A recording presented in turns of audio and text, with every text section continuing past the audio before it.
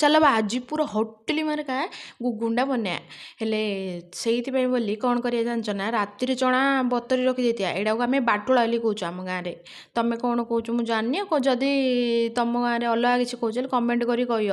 ରାତିରେ ମୁଁ ବତୁରି ରଖିଦେଇଥିଲି ତାପରେ ସକାଳୁ ଉଠିକି ଚଣା ଆଳୁକୁ ହଳଦୀ ଲୁଣ ଟିକେ ପକେଇ ସିଝେଇ ଦେଲି। ତାପରେ ଆଇରେ ଟିକେ ବେସନ ନେଇଯିବ, ବେସନଟାକୁ ଟିକେ ଭାଜିକି ରଖିଦେବ କାଢ଼ିକି। ତାପରେ ତେଲ ପିଆଜ କଞ୍ଚାମରିଚ ଆଉ ଗୋଟା ମସଲା ଟିକେ ପକେଇଦେବ, ଅଦା ରସୁଣ କୁଟିକି ପକେଇଦେବ, ବାଟିବନି କୁଟି ଦେଲେ ବଢ଼ିଆ ଲାଗିବ। ତାପରେ ଟମାଟୋ ପକେଇଦେବ, ଟମାଟୋ ଲୁଣ ଫୁଣ ପକେଇଦେବ।